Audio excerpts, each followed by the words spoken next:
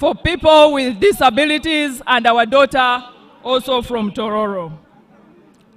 Your Excellency, we also have the Honorable Balam Barugahara, the Minister of State for Youth Affairs. Your Excellency, we have sitting members of Parliament and former leaders of the party and government who are here. You are quite a number. I will not read one by one, but I want to request all of you, in the interest of time, to just raise and wave to the President. Sitting members of Parliament and former national leaders of the party and government. Your Excellency, you have been joined by our comrade Kalangwa, the chairman of the NRM from Kayunga district. There are only two here. The other is my closest neighbor, Mr. Lumolo Mafabi Sulaiman, the chairman NRM of Sironko. Your Excellency, at this rally, allow me also introduce our traditional leaders from this area. We have His Royal Highness Geoffrey Wayabire, Obukumbania Wabugwere Kingdom, and his entire cabinet. Your Excellency, we have also been joined by religious leaders who prayed for us here from different denominations. Kindly raise and wave to Museveni once again. Your Excellency, as I wind up with the introductions, allow me to introduce my colleagues from the NRM Secretariat. I am here with Dr. Seninde Rosemary, our Director Mobilization, and also the Honorable Dombo Emmanuel Lumala, our Director Information, Publicity and Public Relations, right from Butaleja. Your Excellency, my good self, I am Ambassador Barbara Nekesa Owundo. By the grace of God and your continued goodwill to all of us, I serve the party as the National Treasurer of the National Resistance Movement, and I hail from Bukedi, specifically Busia. Your Excellency, before I invite the second National Vice Chairperson of the party, I will only raise 2 points. One, Your Excellency, as Bukedi leaders, we have put together a compendium which we have called the Bukedi Service Delivery Handbook. In that handbook, we are cognizant of the fact that our campaign theme during this election cycle is protecting the gains. In that handbook, we have highlighted the gains of the NRM in the entire Bukedi sub-region. But not only the gains, we have also highlighted the gaps that we still need to fill as the ruling party. Your Excellency, I request that at an opportune time, if you get a minute, ask our dear handlers whom we have forwarded your copies to peruse through so that we know how to take care of the sub-region in the next 5 years. And Your Excellency, on that note, I want to assure you, we are cognizant of the fact that we have made tremendous strides in terms of development, wealth creation, and service delivery in Bukedi. The Bukedi are not only going to support the NRM, the Bukedi are not only willing to support all the flag bearers because of what you have done for us, but also because we have the trust that the NRM party is going to complete what it started by ensuring that we answer all those gaps that we still have as Bukedi sub-region. Item 2, Your Excellency, I only want to make an appeal. I have held a series of meetings as the team leader mobilization in Bukedi, and there is one request that the members of parliament, flag bearers LOC 5, and the 2 mayors, totaling up to 38 people from Bukedi, they request just a 5-minute meeting before you leave the sub-region. We shall be very happy if you grant us time so that they share with you their fears and you continue to provide guidance as we solicit votes and support for for the NRM party. Your Excellency, with those two remarks, allow me to take this opportunity to invite the second National Vice Chairperson, the Right Honorable Anita Annette Among, to come and speak to us, and thereafter invite you. Thank you, Your Excellency. Abadaka mulio, mwebale kwanirisa Muzeyi, NRM oy, Bulkedi oy, Budaka oy, mwebale muno.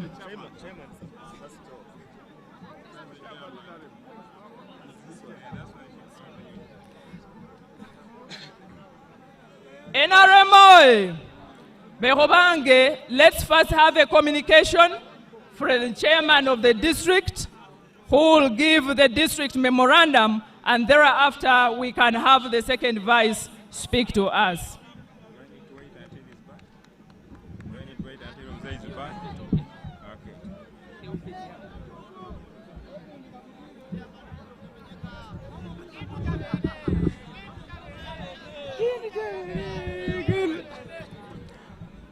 Abanawudaka muli mutya mwebale ino kuizo kuwagira NRM amalina chebe ne Musa chairperson we NRM mu Budaka district ende kwa kubasaba ngemwe weireyo okuizo okuwa Muzeyi biwaito mutege kusanga muulira ensonga jaiso jota kumusaba nanyerawo nja kutandika n'olugwere kaisi nja okumekitiwa cha His Excellency Yoweri Kaguta Museveni is our national chairperson in the NRM, at the same time the NRM flag bearer and our presidential candidate. We are very grateful to host you in Budaka, our chair. Enyerao nja kwa kweyanza okubao kwa Right Honorable Speaker, niyo second national vice chairperson in the NRM party. Nenyerao neyanza let me take this opportunity to ride on the protocol already observed.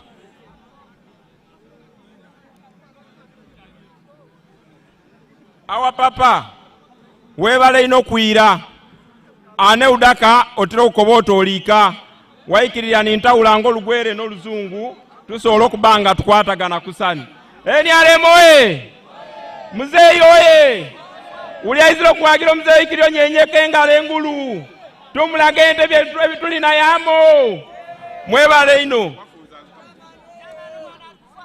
Ntandika. Muzeyi, we are very grateful for, I will start with the secondary school education. We are very, very grateful for the schools so far provided. And on that note, we have 12 functional secondary schools out of 20 sub-counties.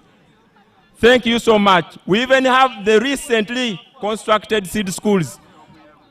One in Nasanga, Mugiti, Kamonkoli, and Kakule. We are very grateful.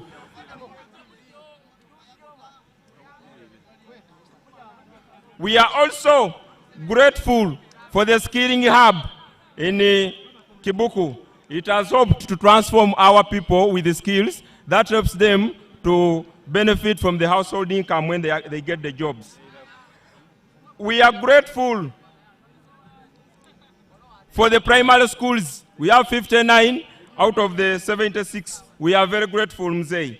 And on that note, on the secondary schools, we are requesting on the traditional schools of Bugwere High School, Kamonkoli College, and the key cases.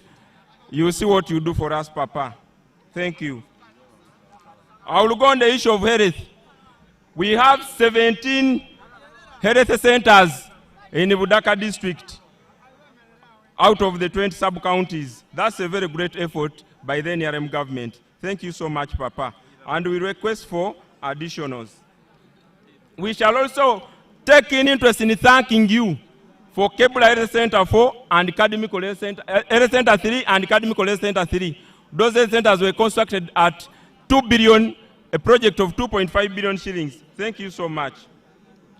On that note, Your Excellency, I will request the upgrade in your pledge, the uplift of Budaka Health Center 4 to general hospital status, because it handles a big capacity of patients. And on the same note, we have the funders from the AXA Group of Canada who had planned to construct a national specialized trauma hospital in Budaka. But with your guidance and clearance, we shall be grateful, Your Excellency. When we get on the issue of roads, Your Excellency, thank you for the 1 billion you always allocate to uplift on our Maram roads. It has done us very good. And in Budaka district, out of the 288 kilometers, the percentage is 50% in good state because we are still being added. Thank you so much. On that note, we have an extension between Butaleja and the Budaka district through Ivingo in the Iriama Town Council. We request for construction of a bridge to connect Butaleja and the Budaka district. Thank you so much.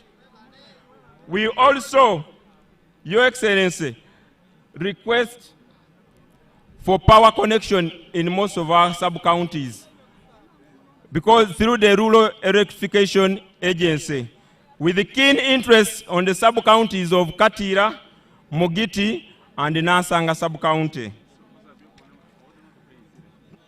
Your Excellency, on the issue of PDM, these people of Budaka have so far received 23 billion.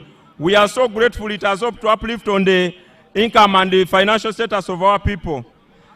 And we also request in your manifesto, Banauda Mzee yatusubizire, into manifesto is account to ongere milioni bibiri, omu PDM, ne milioni kindi 15, aja wa chairperson Vero C1. Mzee, we are grateful. On the issue of cattle compensation, Mzee, we request you give your guidance on the issue because we are also part of Butevo, where the Butevo and Palisa, where cattle compensation is being done. Most of our people have submitted the request, but no, not yet handled. Thank you. We also request for an industrial park in the Budaka district to help our youth access jobs with available land in Katira sub-county. With your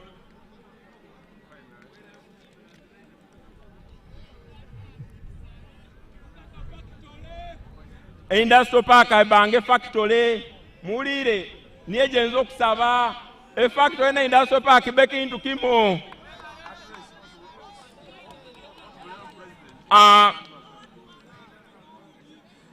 And as I'm almost concluding, I need to take this opportunity, Your Excellency, to thank you for the everlasting peace you provided to the people of Budaka and Uganda at large. It has enabled us to proceed to greater heights.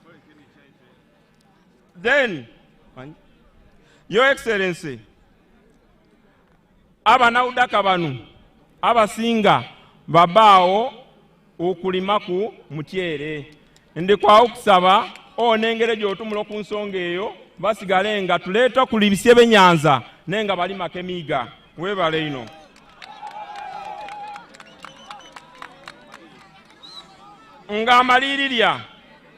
Ng'amalirira ndi kwa kusaba Muzeeyi, Budaka municipality, it submitted a request through their council to be upgraded to municipality status, Budaka Town Council. Also, the people of Kachomo, through their council resolutions, requested for Budaka North constituency.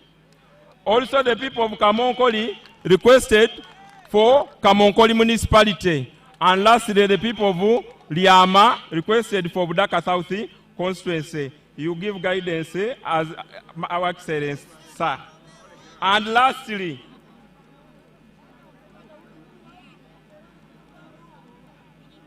I will request Your Excellency to help us with due guidance. We conclude on the issue of the Ikumbania. The Ikumbania issue. Thank you so much, Your Highness, with much respect. The flag bearers on the respective councils, please you wave to our Excellency. Thank you so much. And then the respective NRM chairpersons who have come to stand with us. Honorable Kalangwa, please. Honorable Mafabi Rumolo, please. I'm grateful, and Honorable I'm really grateful for coming to stand with me. On that note, thank you so much.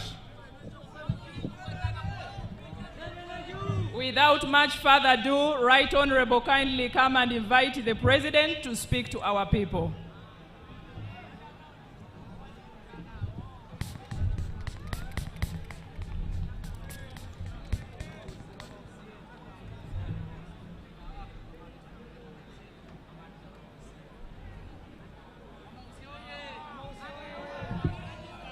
NRM oye! NRM oye! Budaka oye! Now if you love President Museveni, raise your hands. Raise. Ikeuta kusikanini. Ikeutu. Yalama. Your Excellency, we want to welcome you to Budaka. Budaka is one of our places here that where we grew up from. We want to thank you, Your Excellency, for what you've done to this area. Before you came, we were having a discussion, and I was reminding them how we used to run away from these areas because of the Karamojong, because of the rebels, the Lakwenas. But now, the youth you see here sleep in their houses, and they are in total peace. We want to thank you for the peace that you have brought to this country. Your Excellency, we also want to thank you for the development that you brought here. This road here, when the road had just been constructed, people used to not understand what it was meant for. You would see them putting cassava, millet, and all those kind of things. Now we know the value of that road. We want to thank you so much, Your Excellency. You've had the chairman talk about the hospitals, the schools, all those things have been able to be worked on in your leadership. The issue of the cultural institution. The cultural institution is being handled by Ministry of Gender and the Inter-Religious Council, and soon that issue will be resolved. The issue will be resolved. It is being handled by Ministry of Gender and the Inter-Religious Council, and it will be brought to rest. Your Excellency, as your very royal cadres, we are ready to move with you throughout the country to look for these votes. And we'll make sure that we deliver these votes by over 80%. We will not allow the mentality of some people thinking they own some regions. They own some tribes.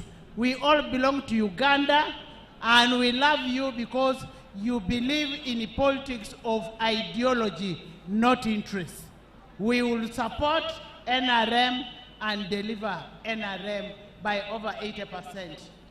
Your Excellency, I want to recognize my colleague from the East African community and my sister, and I request that he just takes a picture with you. Right Honorable, kindly just take a picture. NRM oye! Esi tunga lo Budaka. Pupetesi. Ekotesa mina Museveni. Because of what Museveni has done in this place. Ebetaya unisirikini. Uponi. A lot of money is going to be brought under PDM. And I am happy you have good leaders. You love your LOC5. Right Honorable, please go and take a picture. Okay, later. A lot of money is going to come for PDM, and when it comes, you make use of that money. Your Excellency, kindly come and speak to your people.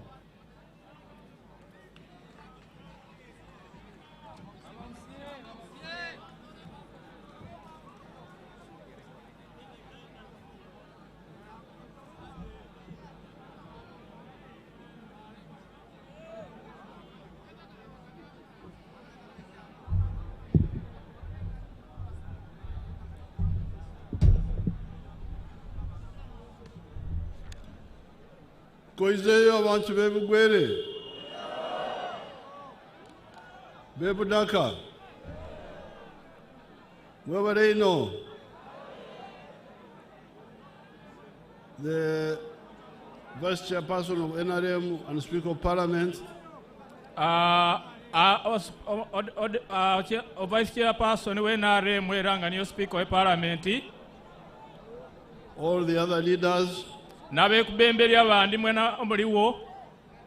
all the people of Budaka. We are here together with other leaders to present to you the manifesto of the NRM for the period of 2026-2031. Okubanjulira NRM ebyesuubizo okubakolera 2026 ku 2031. Okubanjulira byesuubizo okubakora n'ebyamalirira okukora. Ebyeyama okubakolera. N'ebyamalirira okukora. N'ebyamalire okubakolera. Because NRM is not just promising, it is also presenting what has already been done. Kubanga NRM teryano kusuubiza kyonka nene kubakobera ebyekolereku. In the last 40 years, we have made the following contributions. Tulina ebintu bingi ebitugezeryeko okukola. Ebintu byetukoze. Ebintu bingi ebitukolere. Omusaiza arukutumura orunyankole kusa. Mbundi kutumura orunyankole kusa munkubire kuze n'omungalo. Mutumura orunyankole mu ngeri imwe eya Budaka. Embolo nirwo orunyankole olutumulwa mu ngeri y'e Budaka. Aye byona mbimaite byemutumura byona mbimaite. Akoba mbu byombyonna ebitutumula anu abimaite. Now the first one is peace, which people have talked about. The first one is peace. Ekisooka niryo idembe eribamalira okutumula kwanu. Which some people have talked about. Era abantu abandi bamalira okubitumula kwanu. The second one is the development. Ekyokubiri inkulaakulana. Which has got two parts. Kyona ekitumulirwe kanu. Has got two parts. Enkulaakulana erina enju ibiri. Enkulaakulana enu erina etambulira mu ngeri ibiri. The first one is economic infrastructure. Ekisookera kimu kikwatagana ku nyingirya. Ebyemisingi y'ebyenyingirya.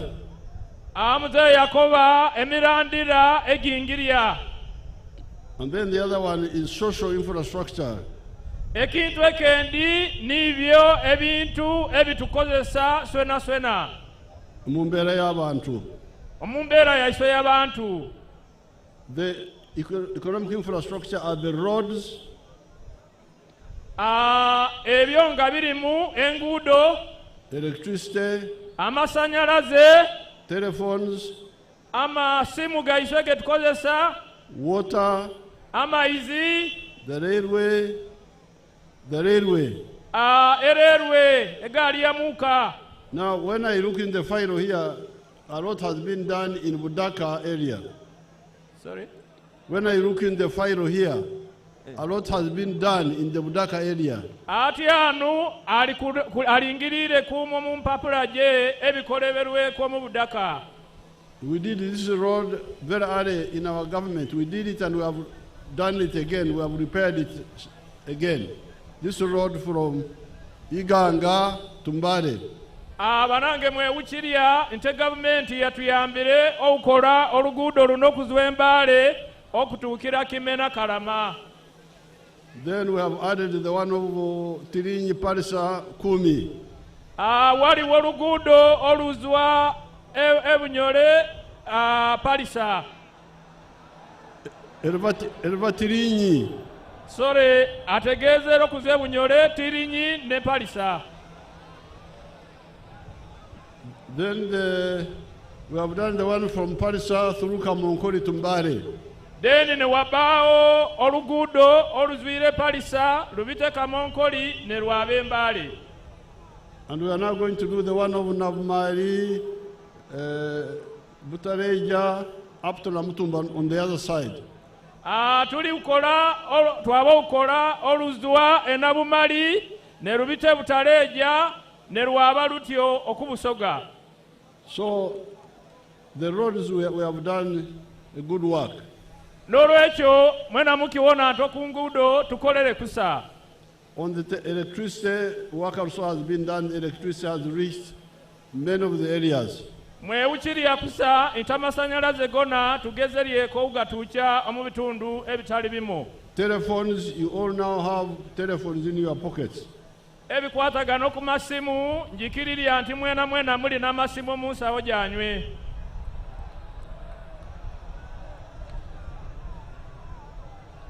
Then on the issue of water, I have seen some good work has been done on the water. Okusonga gy'amaizi tuwona nti aliwo ebitundu ndowooza ebiwula amaizi. Therefore, on the issue of the social infrastructure, the chairman talked about the schools and the health centers. Ebikwatagana okubintu swenswena ebitukoleseramu ng'abantu ochairman atumwireko ku masomero n'oku madwaliro. Our policy is to have one government school, primary school per parish, and one government secondary school per sub-county. Iswe ngabe NRM twikirirya inti wabeewo isomero erya primary mu buli muluka era wabeewo isomero erya secondary mu buli gombolola. And I see that there are quite a number of primary schools, 59 of them. Already NRM ezimbire 59. And the secondary schools are also there. N'amasomero gonna nga gali omwo. The ones which have not yet got will get. This is the whole plan. The ones which have not yet got will get. Yes. Ebikaali ukolewa paka lwatyanu bona byaukolewa. They are all here in the file, but I don't want to take too long. They are all here in the file. Byombyonna opapa maliro kubisuna omumpapule gyakwaite. Now, on the issue of the health centers, good work has been done. Ku nsonga gy'amadwaliro kyonna tuwona nti binge bikoleberwe. Because I have them here. Kubanga ndi omuzeeyi ayinago. There are 20 sub-counties in Budaka. Tuli n'amagombolola 22. Makumi abiri no, abiri. 20. Egali 2 amadwaliro. No, amagombolola. Amagombolola gali 2. Makumi abiri. The 14 of them have got health center 3s. 13 nga gali 14 gali ku level ya madwaliro ga health center 3. Then there is one health center 4. Agasigaire ku health center eyokuna. So only 6 sub-counties do not have health center 3 now. Ana kyensuna ntamagombolola 6 gakaali kusuna. And I've seen here they are planning to upgrade Butove Health Center 2 in Tadameri sub-county health center 3. Omuzeeyi awulire nte Butovwe ekaali kusuna. No, health center 2 will be upgraded to health center 3. Inti waliwo amadwaliro akalo ku mutendera gw'okubiri agateekwa okwaba okumatendera gw'okusatu. Then construct new health center 3s in Kakoli, Kamonkoli, Iki, Kachomo, and Kabuna sub-counties. Akoba nti waliwo amadwaliro ageetaagibwa okulukibwa mu magombolola gano. Kamonkoli, Ikiki, Kabuna, Kachomo, Kabuna, ne Kachomo, ne Kaderuna, Kakoli. ne Kakoli.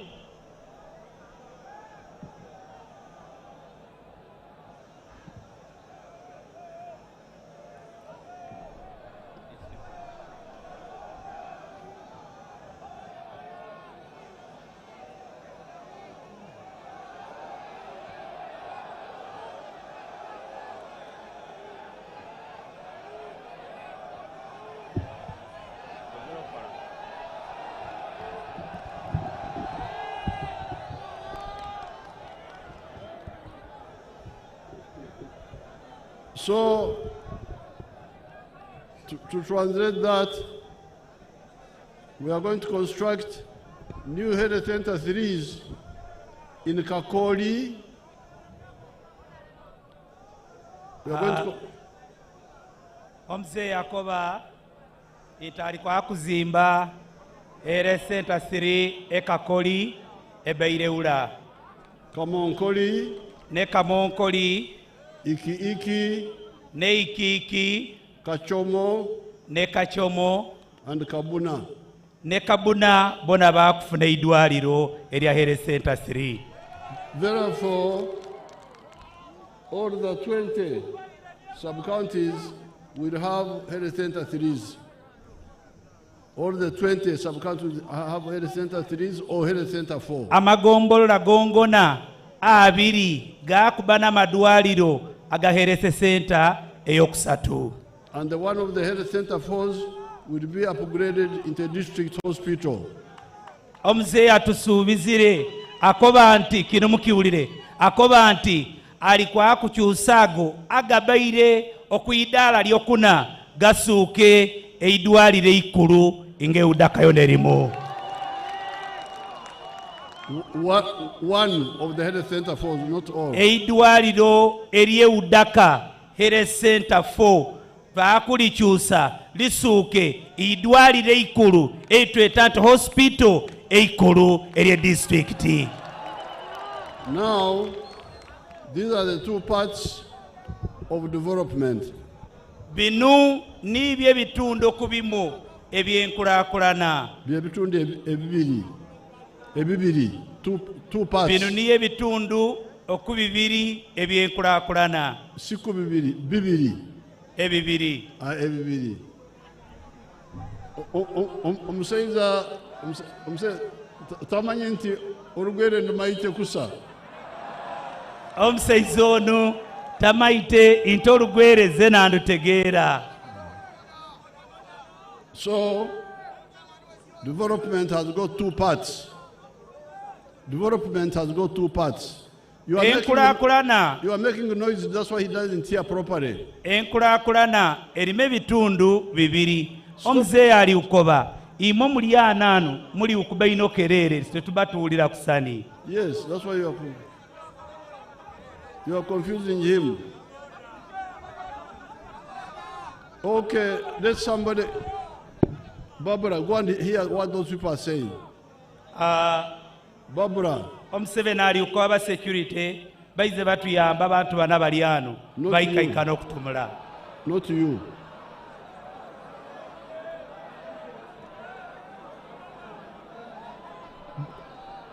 No, let my staff go.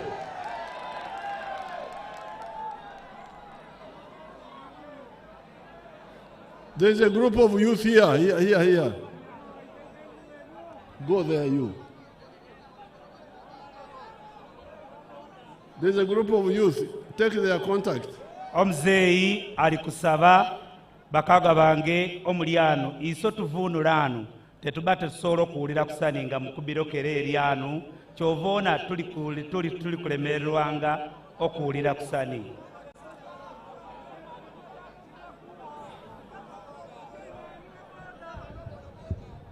Your Excellency, the group that is here, is a Boda Boda team. They say they have not been supported as a Boda Boda group. They have their circle and they need to be supported. We have a policy for that. We have a policy for that. They will get their contact. That army officer get their contact. We are going to get your contact. Then come back. She's there. She read the contact now. That lady is there. Omuzeeyi ali ukoba. Inti omukulembeze wanywa boda boda aleete namba y'essimu. Omuzeeyi ali ugita kasaawa agenyere gino. Very good. Okay, so that is the two parts of development. Ekyo niyo ekitundu ekinene ekyenkulaakulana. The two parts of development. Ebyo niyo ebitundu ebibiri ebyenkulaakulana. Now the third one, third contribution by NRM to Uganda is wealth creation. Ekitundu ekyokusatu nikyo eky'obugaiga, okufuna obugaiga. I think translate contribution as etafari. As etafari, okuteka etafari ku nyumba. Okuwoneka nti buli nyumba tugiteekako itofali ery'obugaiga. The NRM putting etofari ku nyumba ya Uganda. NRM okuwoneka nti uli mu nyumba eteekako itafali. Uganda as a country. Eigwanga ng'ensi. You know, traditionally, in Ankara we would call it omuganda. When you make a contribution like building material, you contribute to a house. Omuzeeyi ali ukoba nti ng'ewaakaona okuleeta omuganda eri enyumba. Now Uganda is a country where NRM is contributing omuganda. NRM iyo eri kuleeta muganda eri amaka. Eri Uganda. Omuganda. Uganda as a country. Eigwanga lyaiswe eri Uganda. The first muganda is peace. Omuganda ogusookesya nigogo ogubya ebyenanda byakusoma. Ebyedembe. Peace. Okuwoneka nti leeta omuganda ogwa nane ogw'owekuumi okwekuuma. The second one is the development which we have talked about. Ogundi ogwokubiri niigwo ogwo ogwetumwireko. The third one is now, but you see, development may be there, but there is poverty in the homes. Enkulaakulana eyinza okubaawo tate ng'amaka gali undi. Therefore, we make a distinction between development and wealth. Tulina okuleetawo okwawula enkulaakulana n'obugaiga. Development is ours. Enkulaakulana yaisesensena. Wealth is mine as an individual or a family or a company. Naye obugaiga obwo buba wananyini ate oba eri ekibula. Awo omusoga n'oyo yakobeire nti akange kakira akaife. Awo omuzeeyi akoba nti awo niyo omusoga giyakobeire nti akange kasinga akakaaki akaiswe. Therefore, while we may talk about roads, electricity and so on, please don't forget akako, which is wealth. Museveni akoba nti omuzeeyi ali kutwejukiza nti wadde tuli kutumula ku masanyalaze n'ebindi ebifaanana bityo naye titwerabira nti tulina okufaayo okukaiswe. And that is wealth in your home. Obwo niyo obugaiga omu maka gaiswe. To chase poverty from your home. Okubinga owavu omaka gaiswe. Babogera batya mu Lugwere obutaki. Okubinga outaki omaka gaiswe. Kati mulaba Olugwere ndumaite kusa. Muli kuona into Muzeeyi yena maite Olugwere kusani. We want to chase obutaki from the homes. Tutaka tubinge outaki omaka gaiswe. And that's why ever since we came into government, we have been talking about wealth creation, wealth creation. Kyova muona ebiseera bingi omuzeeyi abaire nga tumula okubya obugaiga ebyobugaiga.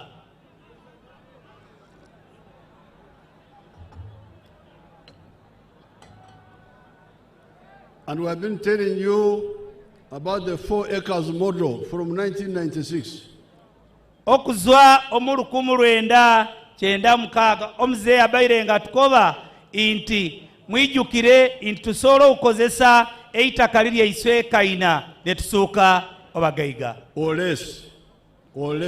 Oba eka 2 oba mwaiza naye ne tusuuka bagaiga. And in 1996 manifesto, we advised you, if you have 4 acres, put 1 acre of coffee, 1 acre of fruits, 1 acre of pasture, 1 acre of food for the family. Omu 1996 omunteekateeka yabairewo yalinga tukoba nti tufune kaina omwekeina egenda oteekemu famba egendi not pamba. Pamba. Coffee. Oteekemu mwanyi egendi oteekemu ebibala byokulya egendi okozesa okumera egendi. Oteekemu omuddo gw'ente. Okutateeka mukida kyonkani naye ebintu ebireeta sente.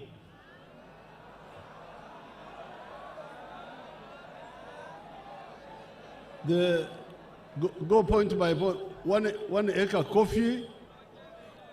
Mwaiza oteekemu omwanyi. The second acre fruits. Eyokubiri oteekemu ebibala ebyokulya. The third acre you put pasture for 0 grazing cows. Yokusatu oteekemu eisubi eryokuliisya ente oba embuli. Ente z'omukiyumba. In the 0 grazing cows in the shed. Oteekemu eisubi eryosobola okuliisya nte ingaliika ate nga omusibire. Then number 4 for food like cassava or bananas. Yokuna ng'osobola okugiteekamu ng'ewaakawona omuwogo oba ekibala kindi ekyokulya. Then in the backyard you put poultry for eggs and piggery. Enyuma w'ennyumbayo oteeka ekinyumba ky'embiizi ng'osobola okuliisiryayo. And poultry for eggs. N'enkoko egy'amagi. And then finally, near the wetland, you put fish ponds. Edomiga nga musobola okuteekayo ebinyanza oba ebidiba by'ebinyanza. So those who listened are doing very well. Ebintu ebyo bisobola okukolebwa era bisobola okukola kusani. The ones who listened to the message are doing well. Abantu abawulisisirya obubaka obwo essaawa gino bali kukola kusani. I can give you example of Ijara of Serere. Omuzeeyi akoba nti asobola okutuwaako ekyokuwonerako eri omuntu eyakolesere eitaka ly'ettono nasobola okuwoneka nti akulaakulana.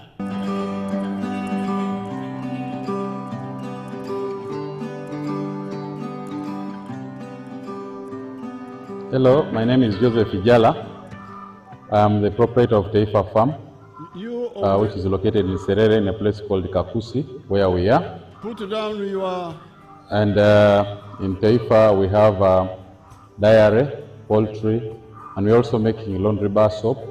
But we also have the value addition aspect of the farm, where we produce yogurt and pack it, tin it for the market. This project started 11 years ago after an inspiration from His Excellency, the President of Uganda, when he had come here and he was teaching people about the 4-acre model. He was having a rally in Soroti, and that time I was working as a taxi driver. So he was doing that master business in Soroti. So when I heard this, when I heard he was around, I crossed to go and listen to his story. And he was talking about a 4-acre model, how to improve household income. So when I came back, I was fired because I delayed there and the taxi came first. And the guy said, you go and eat those words that you had. But I had already this land, 2.5 acres, but I also had local chicken here. But after hearing that, I got inspired to put more effort on raising this chicken. So I raised the chicken to the tune of about 100 of them. Then I got a small incubator. That was about 4 eggs. So I used that incubator for multiplying my local chicken farm. Eventually I was having 1,500 local chicken around. And I was very famous for local chicken. So but then local chicken were not answering my day-to-day needs. So I decided to translate it to layers. In Taifa farm we have 10,000 layers, which give me about 310 trays per day. And each tray goes at price of 10,500. So approximately 3 million, about 3 million shillings a day from the eggs that we get. Of course, it varies depending on the cost of the feeding, but at least a half goes for management, a half goes to our pocket as Taifa. So after selling the layers, that money, I invested it on dairy. I started dairy with the 4 cows. But you know, I have multiplied very fast because I'm using AI. Now, I have my own semen bank. That young man, Oyo omuvuka oyo had my message in Soroti. yawulire obubaka wa muzeeyi e Soroti. He was a taxi driver. Yali avuga taxi. But when he had my message, he went back. He had 2.5 acres at home. Yayirire yeika oluvannyuma lwakuwulira obubaka obwo. And he started using the 2.5 acres for poultry, for eggs. Natandika okukozesa eka egy'ebiri eri okuzisa enkoko ng'eyimwoine. By the time I went there, he was selling 310 trays of eggs per day. Oyo omuzeeyi oli yayirireyo yali nga tandikire okuwoneka nti alonda amagi 300. 310 trays per day. Yali nga alonda tray gy'amagi 310. And he was earning 3 million shillings a day. Yali nga olunaku akola obukaire 3. Then he added dairy cows. Nayongeraku n'ente jona. That time he was selling 300 liters per day. Awo yalinga buli lunaku aba ne lita gy'amata 3. Now when I went there, so he was earning 3 million shillings, as I said, per day from eggs alone, not adding what he was earning from milk. Awo omuzeeyi oli yayirireyo yalinga akola obukaire 3 buli lunaku ate nga tagayitireku negidi egiyalatoolo mu mata. But recently when I was there, he said that he's now earning 6.8 million shillings per day from eggs and milk. Omuzeeyi oli yayirira izuuli okwaba okumukyaliraku yabira okweyagaana inga afuna obukaire 3 manya ukaire mukaaga n'emitwalo 8 nga niye gyafuna. And now that means in a year he was earning more than 2 billion shillings.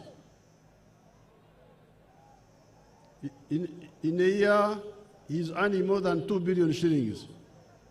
Awo obo geitire omwanka abafuna owumbi outaikansi wa usatu. So it is possible to get out of poverty. Changu era kisoka okuzwa omutaki. And when I visited this area in the PDM, I saw some people like Nabutono of one of the villages. Let's see Nabutono what she was doing with her husband. No lingirira enteekateeka eno eya PDM omuzeeyi akoba nti yono sobola okuza omutaki alentaka tuwona oku mukyalo ono Nabutono yena egye baakutulaga. Tunda baana nikoba nti tinakomaanu ningulamu eseekoko gyona ndikuliisya esente gindi ninkozesa efiizi ku baana. So you can see how Nabutono and her husband started moving up. Musoro kuona Onautono noibaye ngei batandikire. They were having the local pigs. Bali nembizi egineja iswe engwere nga nijo egibalisya. But when PDM came, they got 1 million and they bought these other improved ones. Naye olubafunire sente ja PDM akakaire nibaba nibagula embizi gineji tweta nti nzungu.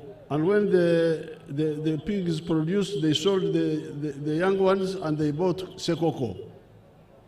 They bought sekokos. Olubabire nibalisya embizi jawe nibaiza nibatandika nibatundako owana wajo nibatandika okulisya ekulukulu.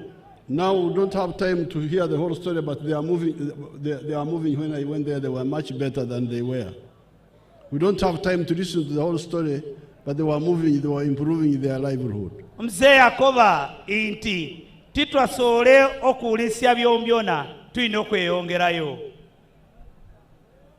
Now, finally, example on wealth creation, I can give you my own example, my model farm in Lira. Omzee Yakoba inti yena ole katuweku ekyokuwoneraku eri efaamu ye eri Lira.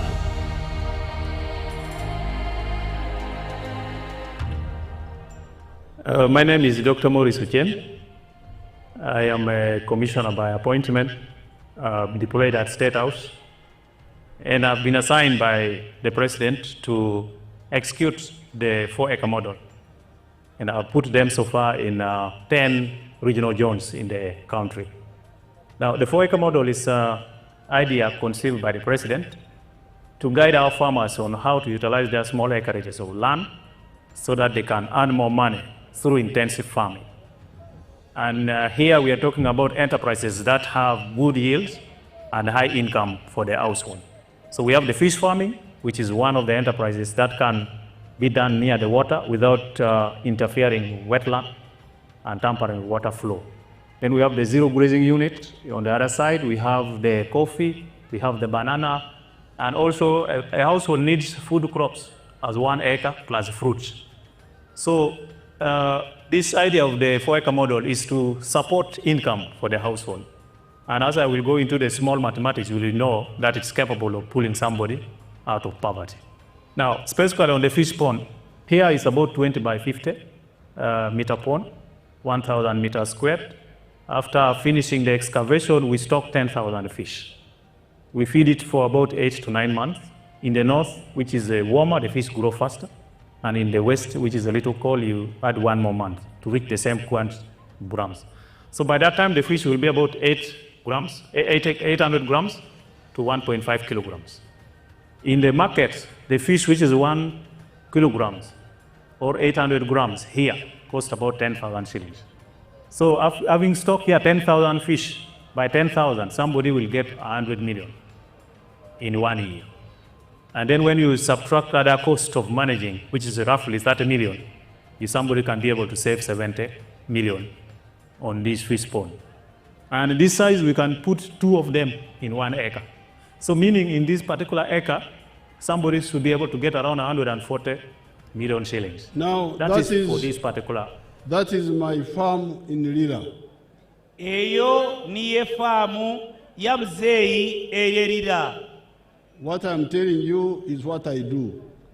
Ebyali kutumulano nibyo ebyo ebyakola. In the 4 acres, my people there have planted coffee, bananas, pineapples, and they are looking after cows, but they have also done fish ponds. Omwekagidi yatekeremu amatooke n'ebintu ebindi ebyali nga tekeremu. Emwanyi, omwenge wakawono omwanyi, pineapples, enanansi, and the milk, cows for milk. N'ente ejamata. But I have also done fish pond. Nateekamu n'ebidiba eby'ebinyanza. Now in 1 fish pond, half an acre, I get 100 million shillings. Ekitundu kya eka ekiyateekeremu ebidiba afunamu miliyoni 10. When I remove costs, I remain with 70 million. Kidekini nafunamu emiliyoni 7. When I remove the costs, olwabanga atweireko ebyenkozi byakozesere omubidiba omwo asigazaku oukaire 7. and I can put 2 fish ponds in 1 acre. Osobola oba asobola okuteeka ebidiba omweka 2. Ebidiba bibiri mu eka emu. Omweke mwiza asobola okuteekamu ebidiba 2. So from the fish farming alone, I can get 140 million shillings. Obolingirire abasobola okufuna oukaire 15 mwana omubidiba ebyo. Having removed the cost. Having removed the cost. Ngomalire okutoolaku ebyateekeremu omubidiba ebyo. Without adding what I earn from coffee, from milk, from bananas, from pineapples. Esente ejo obadoteekereku gide gyafunire omumatooke, omwanyi n'ebindi. So you can really get out of poverty. I want you to that's why we are sending you all this money. Emyoga, PDM, Operation Wealth Creation, all that is to help you get out of poverty. Mzee akoba nti tusokyezekeka okuzwa omutaki. Tukwate kusani enteekateeka egiriwo ng'ewakawona emyoga, PDM n'enteekateeka egindi. And you people in Bukedi, you are very rich people potentially, because you can be very rich through fish farming. Mzee akoba nti iba ndimbanga mlingirire kisookeka okuwoneka nti z'omutaki nga tulingirire ng'ewakawona ekulimda oba okulima ebinyanza. Okulunda ebyennyanja. Okuliisya oba okulunda ebyenyanza. I can show you my people in remote what they have done. Mulingirire muwona banaiswe abali erimoto anu ebibakolere bona ebinyanza ebibali kulima omubidiba. Bali kulunda, not kulima. Bali kuliisya ebinyanza omubidiba.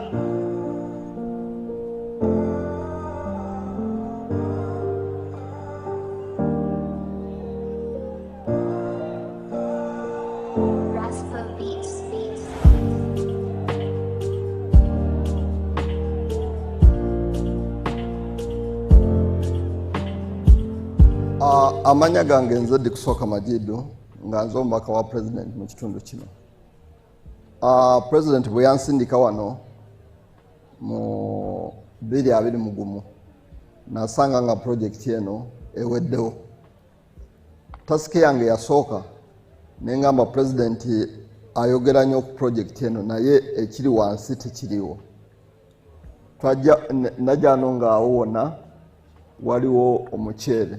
Twatulanga abakulembeze ne tugamba tulina okukyusa ekifo kino ekifo kino ekigendera kyakyo nti kitudde ku ekemu we natula n'abalimi ne bangamba baali bajjamu ensawo mukaaga ez'omuceere ensawo mukaaga ez'omuceere mitwalo nga 21 nga weesanga nga eri emiliyoni 1 mu emitwalo 3 ndi mulimi w'ebyenyanza naali ebiseera ebyasingira obungi naali ndi mulimi wa mutyere omusa naye ng'ekiseera kyemala omwiga omwo nga nima omuceere kyali kiseera nga kiwanvu era nga n'amaani agenkozesa omwiga omwo gaali maani nga mangi nga ntwale abaana bange tufuduukira omwo n'omwami wange ntwala tufuduukira omunyera omwo naye nga tukozesa maani mangi n'obulamu wona nga tumalira mwiga omwo naye nga nenfuna gye tufuna mu katono kubanga yakwawo omwiga omwo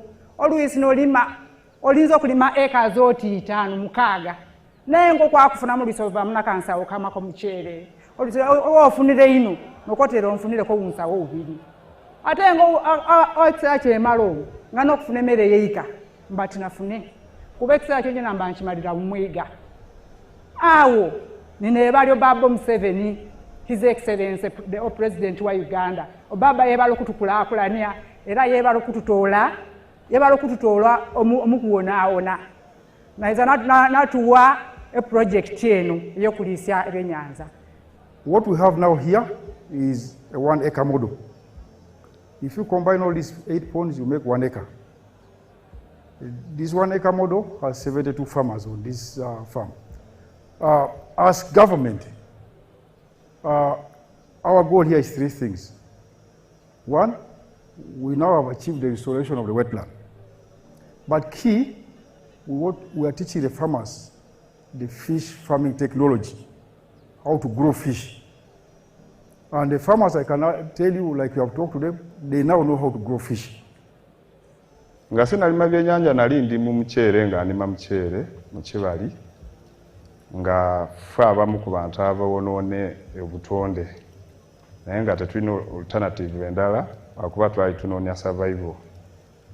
So we twajja mu kulima ebyennyanja ne tulaba nga changes enkyukakyuka nene eriwo ne tufokasinga okulima ebyennyanja era tulina achievements gye tufunyeemu. Ebyennyanja tubirunda ebbanga ly'emyezi 8 ku 7 kisinzirira beriire bitya bikulire bitya kuba ebyennyanja oteekamu after 2 months olina okusampolinga noona muli mu gulamu imeka teni tete mweyongera kasa mutuukya 700 grams ekitegeeza nti babituukira okolaniki okutunda oyinza okwagirya nga ekyennyanja kigeizere omyezi 6 tikigaana okukitunda olwa okusalako kosti yaki yemere kuba emare buli gyakoma okukula gyakoma okulya niki okulya emmere. We have introduced the chicken offals, which is very, very cheap. We buy 1 kilo of chicken offals from Guyas at just 500 shillings. And every day we feed 40 kilos. That means it's just 20,000 shillings feeding. That means it is helping us to cut the production cost by over 35%. Season yasookere 2022 twasitookingire male emitwalo 4 ne 8 tubane cages jabaire 10 nga buli cage erimu engege tilapia 25 jali emitwalo 2 eno mu male twasoboire okufuna emiliyoni 5 emale twafuna emiliyoni 5 then engege tugifuna emiliyoni 10 ni emiliyoni 6 twafunire. So that is the kibalo of fish farming. Ekyo ni ekibalo omuzeeyi ekyayizirenga somesya ng'olingirire ng'oliisirye ebyenyanza. Me, I get much more from fish farming. Iyo omuzeeyi neikewe yena aliisya ebyenyanza. From an acre I can get 100 million. Ng'okozesera eka emweiza asobola okufunamu. I can get 150 million net, 140 million net. abasobola okufunamu obukaire 15 mwana omweka emweisa after removing the cost. nga malire okutoolaku esente gide gyateekeremu omukuliisya. But these ones are getting about 66 million. Naye bino ebyofunamu emiliyoni 66. We shall find out why I'm getting much more than they are getting. Twaba okunonererya oba okwetegereza lwaki adi yafunamu nyingi tataanu bafunamu ntono. So you people here in Bukedi where there are a lot of swamps, imwe omulyano mulina emiyiga mingi. You can do fish farming. Musobola okukozesa emiyiga egyo okuliisya ebinyanza. You can do coffee on the Lukalu. Eno ku Lukalu ne mulimayo omwanyi. You can do fruits. Musobola okulimayo ebibala. You can look after cows for milk. Musobola okuliisiryayo ente. Ezamata. Ejamata. So we shall have more time and discuss this. Twakufuna obwire tweyongere okuoneka ntugabana bino.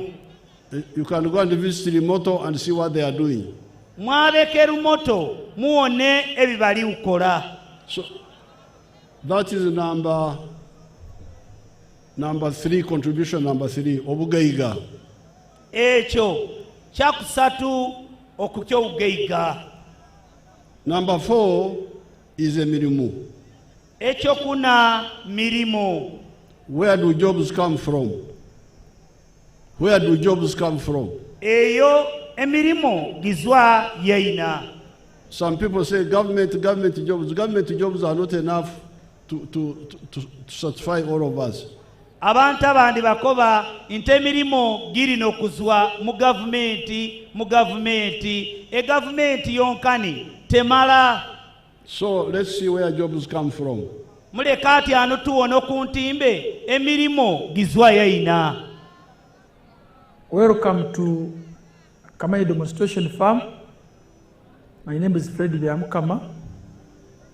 I'm a member of Parliament of Buganges West Constituency, Kakubiro District. We are now at our 4-acre demonstration farm. The land we have here is approximately 4 acres. This is a farm we started 2 years back here, 2.5 years back. And on this farm, we have a half acre of pineapple, has 6 cows for 0 grazing. We have poultry, about 25,000 birds, but only 11,000 are giving us eggs. And we have 1 acre of grass. We have piggery, those are very many. And 1 acre of coffee mixed with banana. Where we are, this is the 4-acre model farm. I did this activity to teach my voters, to lead by example, so that my voters can learn what measure the president tells the public. This is an initiative I learned from the president sometime back when he sent me to learn to Kaumu, to Kisozi. I copied what I copied, this is what I came up with. And you will see as we move, or that side, this side, that's my 4-acre model farm. The house as well. You don't sleep here, but if I would sleep here, the house as well is seated on this 4-acre model farm. When you look at poultry, out of the 25,000 birds, it's only 11,000 giving me eggs. Others are soon giving me, and I get 302 trays per day minimally, because 11,000 birds are supposed to give me 366 trays. But because of the feeding method of deep litter, I don't get all the eggs. I get 302 trays per day minimally. Then I sell in a month, you can get a net profit of 55 million. Because you get 108 million, but you can't get all that. You have to buy feeds, pay workers, pay electricity. Remain with 55 million net pay. When you get the cows per month, these are 6 cows. Each cow minimally gives you 20 liters. So when you get 20 times 6, that's 120 liters per day. 120 liters per day, for us a liter here is 2,000 because we sell each cup at 1,000. So you get 2,000 times 120, you get 24,000 per day. So 24,000 per day, when you multiply, you get about 7.6 million per month. But 7.6 million per month, you cannot save it. You have to get 200 to pay these workers, sometimes even the drug for spraying. That is zero grazing, you spray for ticks and other things. At the end of the day, you remain with a net profit of 6 million from the cows for zero grazing. So this is our grass. Here, 1 acre of grass. This 1 acre is enough feeding our 6 cows. And our cows are feeding well to this grass we have. When you get like the half an acre of pineapple, per harvest, we get about 4.5 million and I harvest twice a year. You will see, even as now, there are those who take and harvest for my friends to take. When you look at the piggery, in a month, I can get about between 150 and 180 piglets. But those I don't sell, I give to my neighbors to prayer. When you look at coffee, we normally harvest 12 million. We normally harvest 12 million from 1 acre because we're just starting up the harvest. We had the first harvest, and when you get about 12 million, but when you irrigate very well, and you have fertilizer, you get between 18 and 24 million. From 1 acre, coffee alone minus banana.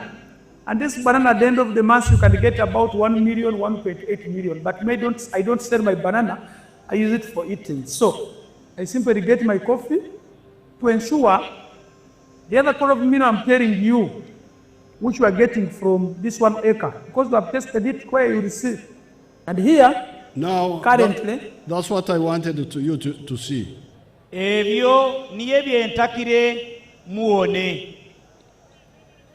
This man was doing nothing 4 years ago. Until he listened to the message.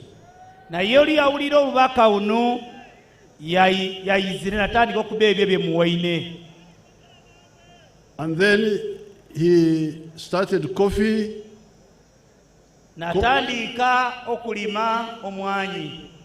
Dairy cows.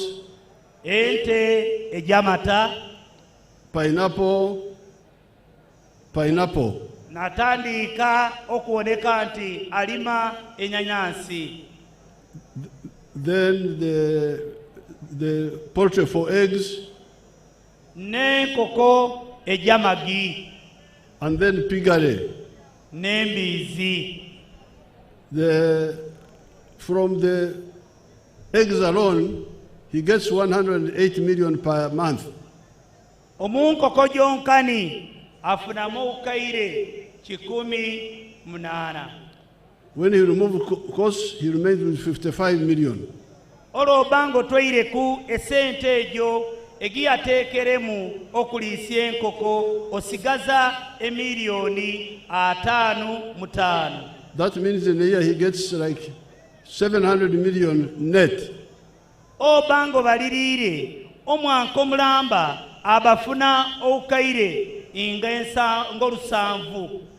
But now, and that does not include what he earns from milk, from coffee, from pineapples. Ebyo obanga togaitireke sente gidi ejafuna omwanyi no mu bintu ebindi. And pigs he gives free to his neighbors.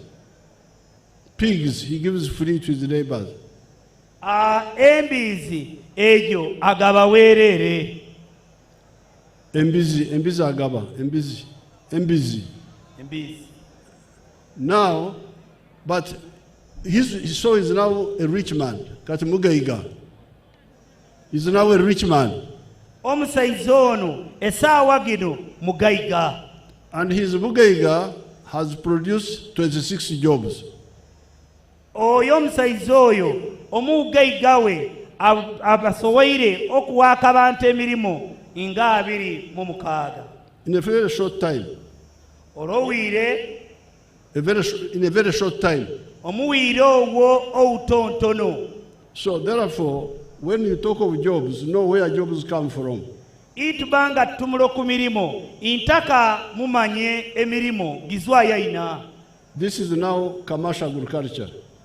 Obanga olingirire owo ulimi owa byenfuna Obukola sente. okole sente. Now let's look at the factories. Intaka ati ano batulageku e factory.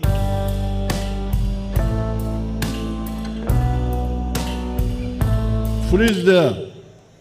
I'm very glad the people of Budaka are asking for an industrial park. Insanyukire ino abantu be Budaka olwo mbanga muri kusaba paaka eyakolanga ebyemirimu eri kubaleeta ebyokukola mwekubireko mu ngalo. You are now looking in the right direction.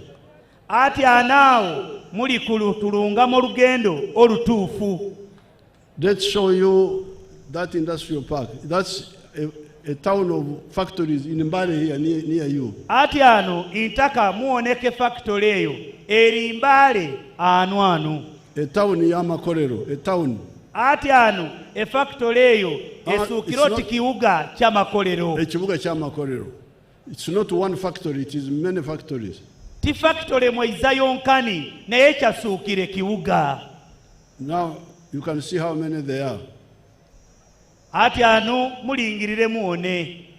Let's see one of them, how many people are working there.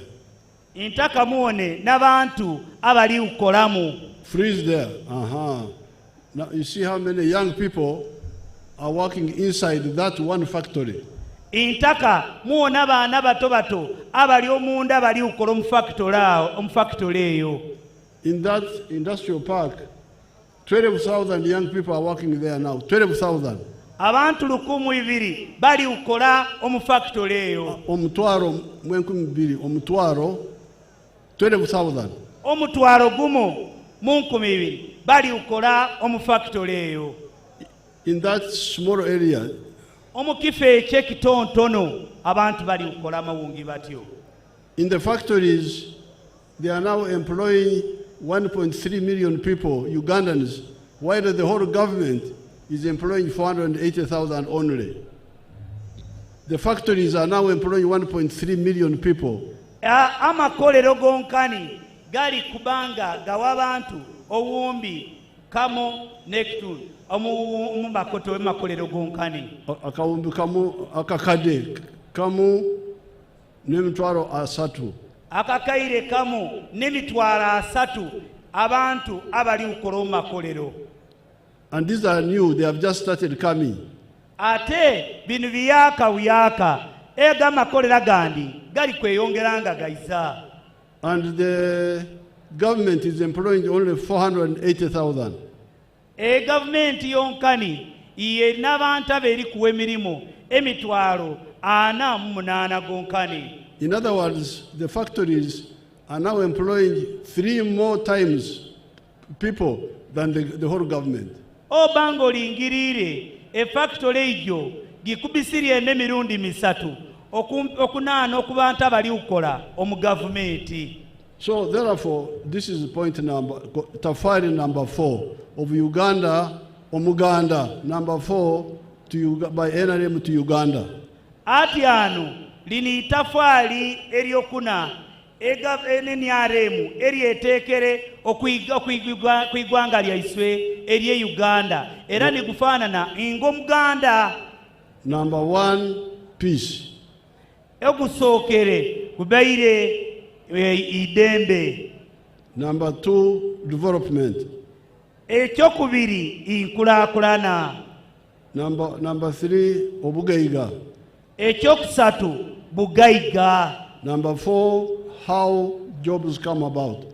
Ekyokuna emirimo tugifuna tutya.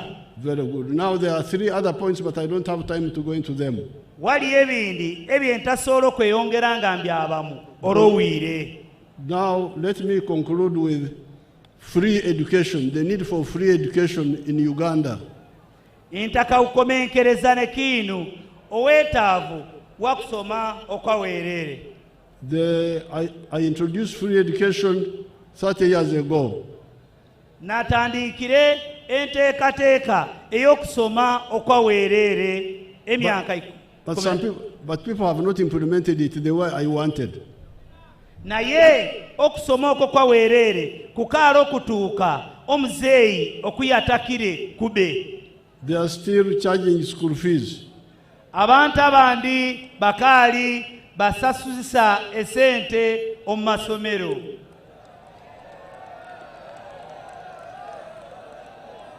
And as a consequence, children drop out of school. Era ekintu kino kireeteire n'abaana okuwoneka nti bazwa n'omu masomero. That's why I decided to start a peaceful way of proving my point. That's why I started a peaceful way of proving my point. Omuzeeyi ky'ovoona yazwireyo n'engeri egendi ey'eidembe. To prove my point. Okuwoneka nti ekyo ky'alatandikireko kikakasiwa. That's how I started the skilling hubs. Ky'ovoona omuzeeyi yatandikire ekifo nga wakawone ky'eiswe kine kiritirinyi egibali kutendekeranga abaana. Now I want my graduates to come here, if they are here. Timaite obaano wali abaana ababitire omu makolera omunaano mu bifo ebyo eby'emikono ng'ewakawone waiswanu etirinyi ekiri etirinyi omuzeeyi abeetere nti bayize niba bali kutambula. Barbara, go and see what those children are saying, those ones who are putting up there. Nasaba abasirikale mwamunoonya abantu badabali edi mutegeere bali kukobaniki badabaanikire edi. Let's get testimony from one boy and one girl. Ndikutaka baana mzee alikutaka abaana bano omwala mwiza n'omuyisuka yena mwiza baize batuweeko ujulizi oba ebyo ebibeegere. NRM oye! NRM oye! President Museveni oye! Anita oye! Banaye niso twabeire mu industry hub. Amalina gange nize onganga Michael okuzwa ekederuna sabu kaunti. Eparishi kederuna evireji nakabare district Budaka munaye nali ntambula ni polisi sya ngabali kutumula ku radio interview Museveni eitengekero. You three things. Why had you dropped out of school? What did you study? And what are you doing now? Nazwira mu isomero nga school fees mbula. Okay. Era nasomere ku katontono natukire mu mukaaga. Bas. That's number one. Nasomere welding. Welding. Ati anesa wenu. Ati anesa wajinu ngentu muliranu. Ina abere okuhabu na maliro kusoma bamala abantu ikira eyo twalyanga werere ogona werere security niyo murundo gwali kusoka nzo kunywa kuko niki amata esawa jinu ekindi ukola nafunira abantu abanange bali babiri ebitukola nabo esawa jinu nafune kuku aka mashini kamo kale indukubiriza abavuvuka abaisuka banaye baize mwene gaiteku twabiramo sweso natubenga tukola amalina sigaire nganga Michael.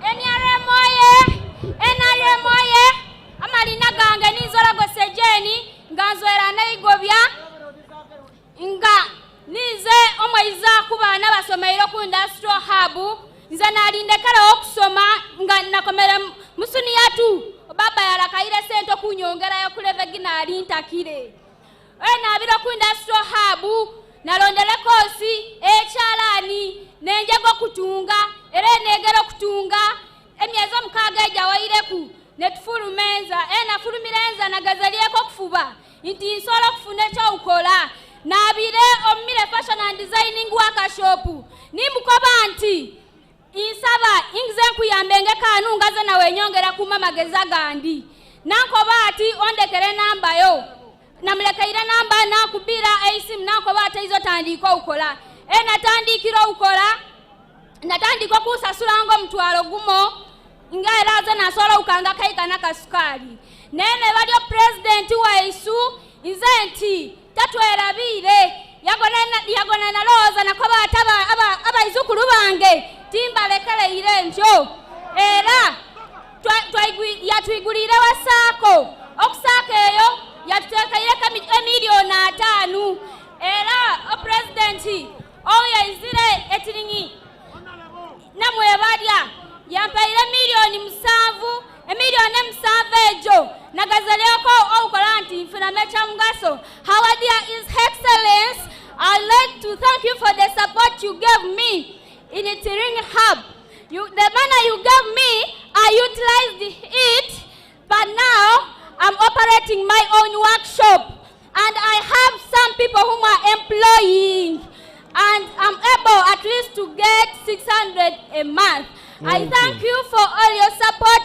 I continue requesting you that continue supporting us so that we as the industrial hub students, we can show up an example in Budaka. You are employing how many people? I've employed 2 people. She's now employing 2 people. You have had these children here. Omze abairako bantu omwalodi imumuwulire yawaire abantu babiri emirimu ate mubawulire. These children had lost hope. Abaana bano baali bawaire meisuubi because of the school fees. Olwa school fees nga bawule sente. And I trained them for just 6 months. Omuzeeyi nabatwala emyeri 6 gyonkani okwaba okusoma. See what they are doing. You see what they are doing. Intaka muone ebibayizire nga bakola.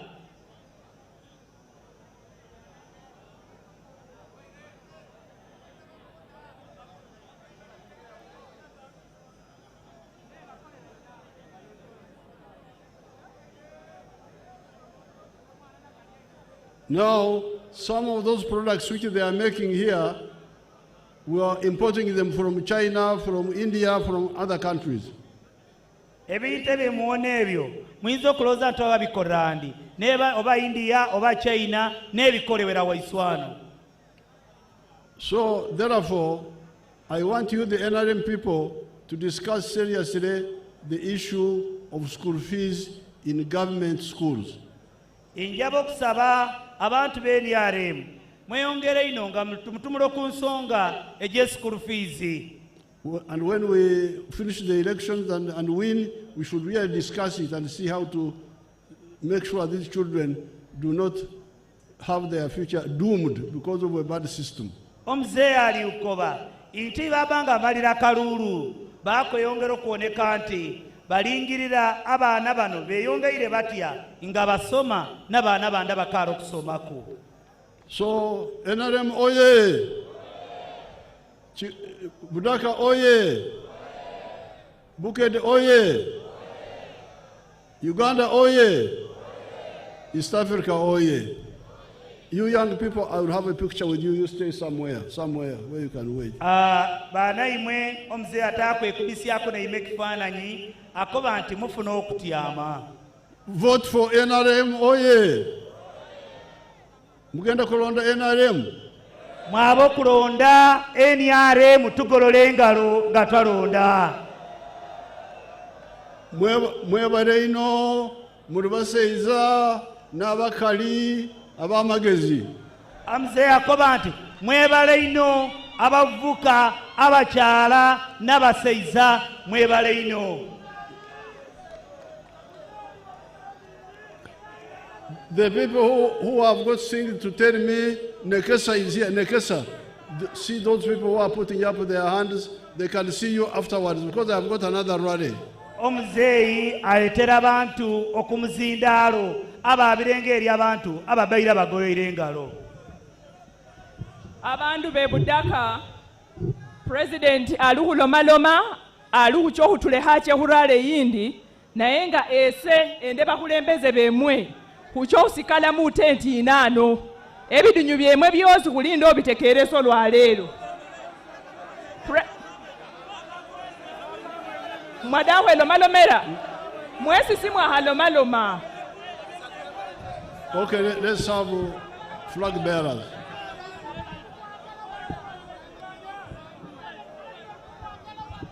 Thank you, Your Excellency. Abadaka bino bihabye okwanjula ba flag bearers. So mufukirire kwanjule ba flag bearers befe. Your Excellency, I want to request our flag bearers to move forward for them to be introduced to the people of Budaka. We shall begin with the flag bearer of Budaka County, the Honorable Goire Moses. Honorable Goire Moses.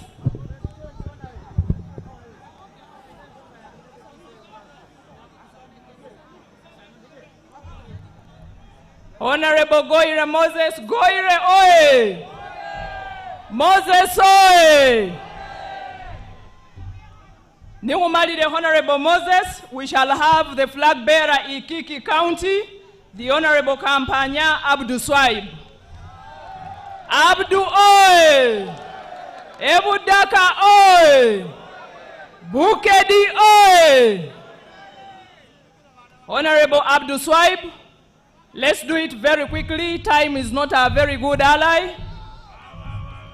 And next in the line, we shall have a woman district representative, the Honorable Kataike Noel Babla. Honorable Kataike oye! Honorable Noel oye! Budaka woman MP oye! Muwagire ba flag bearer befe basobole okutosaho obuweereza. Your Excellency, we also want to present the Honorable Asamo Helen, who is our flag bearer for the PWDs. Honorable Asamo Helen. No, I will find her there.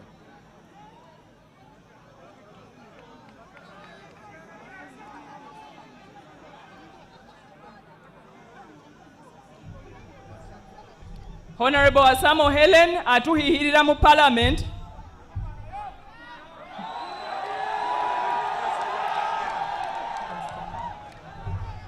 Oyonie Kateu Anthony, the LOC5 flag bearer. Then Honorable Wanyama. Wanyama, I think you can join in the picture. I don't know if Wanyama is here. Okay.